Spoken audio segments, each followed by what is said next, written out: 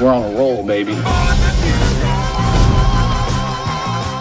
America first. America first. America first. If I would have known this was a Klan meeting, I wouldn't have taken this mother.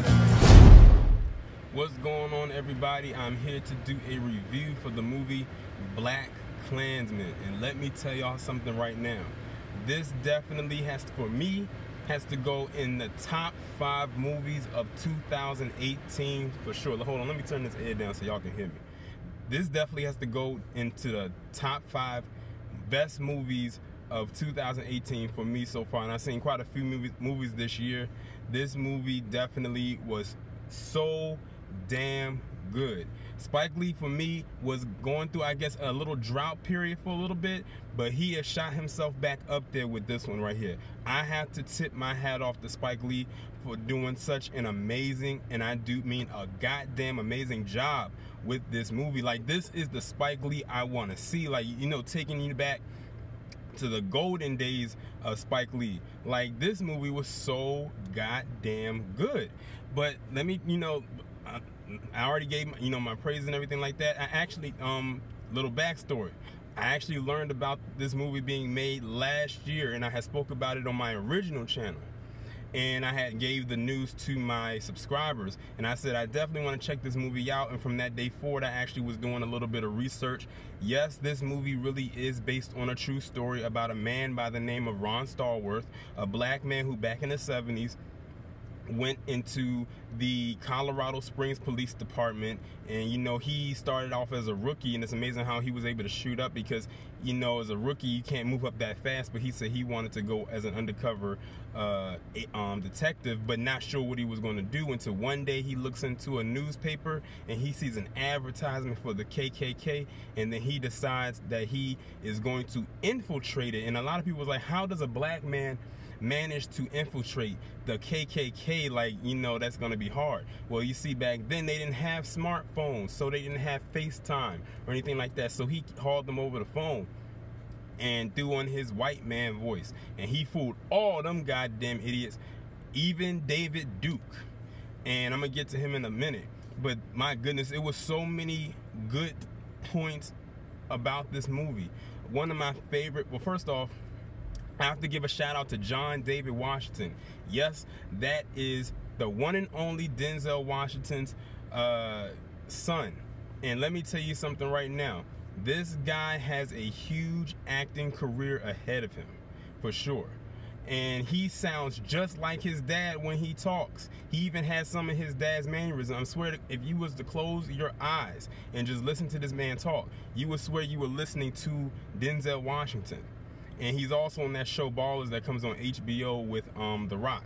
And I think that's the only acting role that I've known him to do. And now I think this is like his first big movie role. I feel that after this role, he's going to get a lot of calls to be in a lot of other films. He played, like I said, he played the role of Ron Stallworth. I gave you a backstory on him.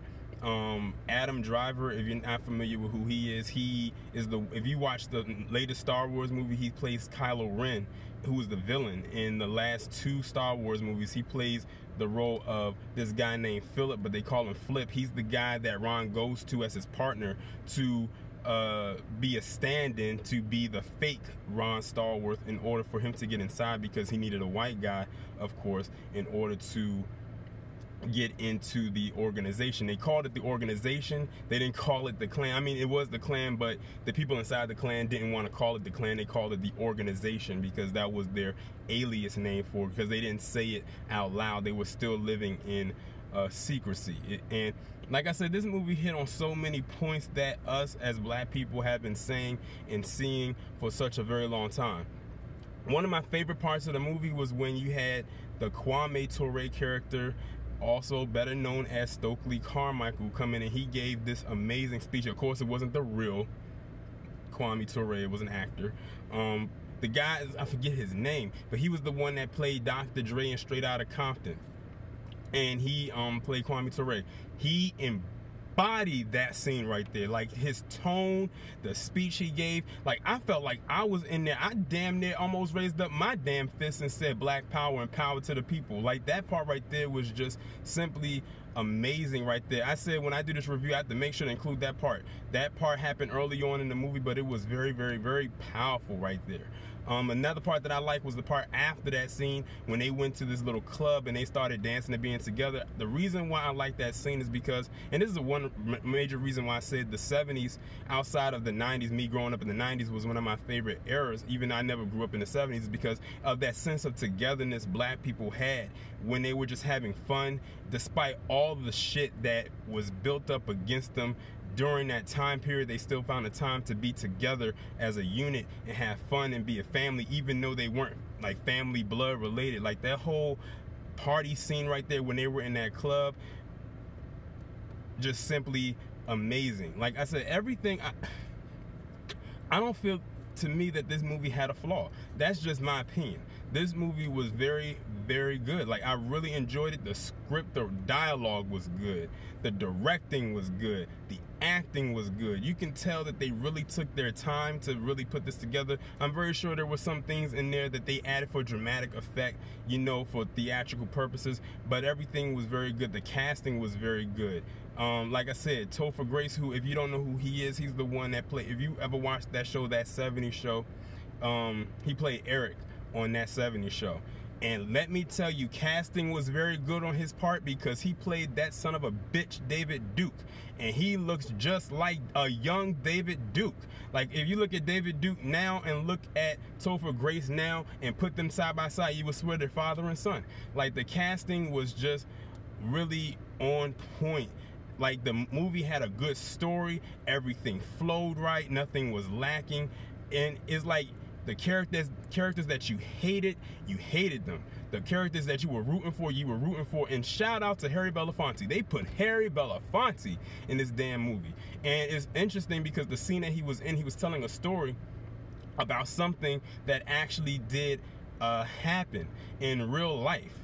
I'm guessing it probably happened to people, someone close to him. And when he was describing the story, I said it reminds me of an image that I've seen online before. And then when they got to the end of his story and they were talking about and they showed the image, I was like, that's the image right there I saw online of somebody who was accused of raping some white woman, and then they dragged him out of court on a chain. Then they threw hot tar on him. They cut his testicles off. They cut his fingers off, raised him up by a chain, and put him back in fire and burned him. And they showed that picture. Like Spike Lee went there with this goddamn movie. I don't really care if the movie doesn't get recognized by any of those major awards or whatever, but if it does, by some shot in the dark it does, I will understand why. This movie right here, oh my goodness. And then one part of the movie that really made me mad was when they had the nerve to show clips from that awful D.W. Griffith version of Birth of a Nation. The part after they got initiated into the Klan, I'm guessing that's something that they always do. Like, you know, I guess after you become a member of the Klan, they just gonna throw on Birth of a Nation. Like, one of the worst movies ever, but it's hailed as a so-called classic. Woodrow Wilson, the former President Woodrow Wilson, held it as some kind of historical piece of theatrical masterpieces, whatever, because it was deemed the first feature film in American history. And I guess they showed that as a part of them being initiated into the Klan. But overall, this movie was so good. I heavily suggest that you go out and you watch this movie with an audience, because it's going to leave you, like, you're gonna laugh, you're gonna be, some scenes you might end up crying, and it's gonna be like the last, I'm not gonna spoil the last part is going to leave you in complete and utter silence. That last scene, or that last little part right there, left the audience in complete silence. And Spike Lee is a genius for what I'm about to say right now. Excuse me. I can see why Spike Lee released this movie the weekend that he did, because this movie came out the weekend of the 1-year anniversary of what happened in Charlottesville last year. And guess what's about to happen this weekend? Them fools about to descend. Oh, y'all gotta excuse me, I'm getting over a cold. Them fools is about to descend upon DC like the rodents that they are this weekend. because I think they're going to be in Charlottesville tomorrow, and then they're going to be in DC on Sunday. You won't catch my black ass out there. I'm not going to be nowhere near the shit, but I'm sure it's going to be on the news. But I highly suggest that y'all go and see Black Klansman. Wonderful movie. I wish I could meet the real Ron Stallworth in person. I really do, because I think he's still alive. And I'm glad that he's alive and that his story could be told, and I'm glad that Spike Lee was the one that did it. I couldn't see anybody else doing it. This movie, 10 out of 10. Plain and simple, 10 out of 10 for me. Y'all let me know what y'all think about my review down in the comment section below. Will you be going to see the movie? I hope you say that you are. I hope that you actually go pay to see it, because I know some of y'all will be like, well, I'll just wait until it, like, I can stream it or something like that. Nah, y'all go see this. I'm so serious. Y'all let me know what you think down in the comments. Like, share, subscribe. The links will be down below. I'll talk to you in the next one.